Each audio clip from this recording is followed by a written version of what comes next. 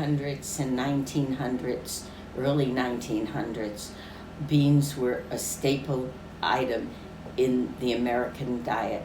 They were absolutely essential for nourishment because there weren't as many items at a grocery store as there are today.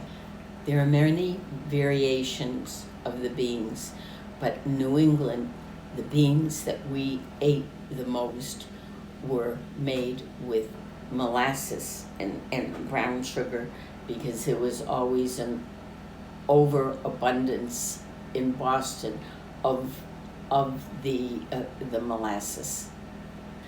I was in charge of the bean washing and coming back after every few hours and dumping the water and getting them all ready, and stayed overnight so I could help get them ready to do them in the morning with my grandmother. My grandmother, Kelly, who was then Johanna Harrington, came from County Kerry, Ireland, and she married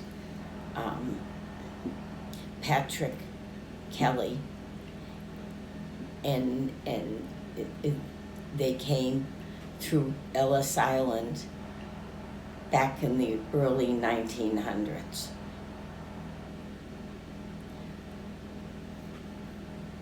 They settled, most Irish people settled in Rhode Island. Some settled in Massachusetts also. Both Grandpa and Grandpa Kelly came over from County Kerry, Ireland, through Ellis Island, and they settled in Newport, Rhode Island. They married and they had 5 children. My Grandma and Grandpa Kelly had a son, John Kelly, who was my father, and a son, Chick and William, and a daughter, Mary and Julia. And they were all born in Newport, Rhode Island. And on the nights, on Friday and Saturday, we would make the beans, and on Saturday night, the whole family would come over to have dinner with also homemade brown bread. And there'd probably be about 20 of us in this very old but beautiful home on Division Street in Newport, Rhode Island. We all went to Mass together on Sundays. Sometimes we go out to the Newport Creamery and have breakfast on a Sunday morning.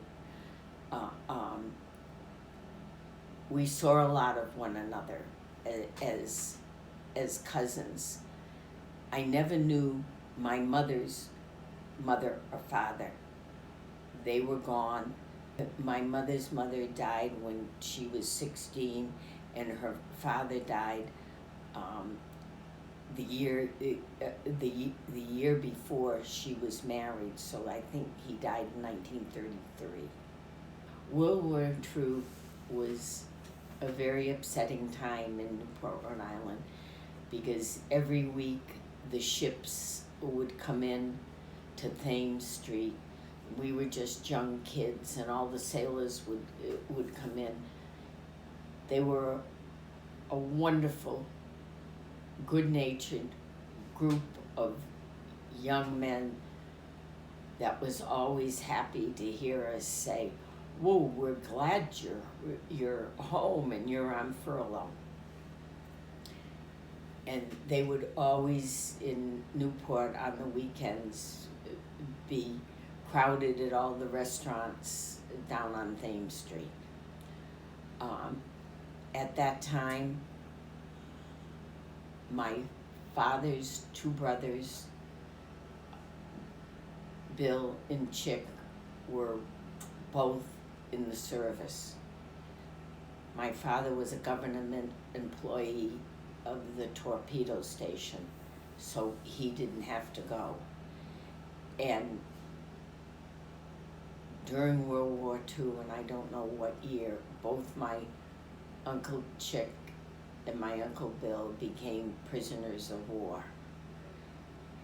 My Uncle Bill was a paratrooper, and he jumped out of planes and got hung up, and that's why he was captured and sent to prison. Both of them made it home, and both of them were very sick and in the hospital. There are very many variations of bean recipes, but the recipe that I use all the time and that people have enjoyed eating is my grandmother's recipe. It was made and taught to me many years ago, and the one variation I think that she used in hers was that after washing the beans over and over again and boiling them, using the boiling water as the water for the basis of the molasses and brown sugar and the rest of the ingredients.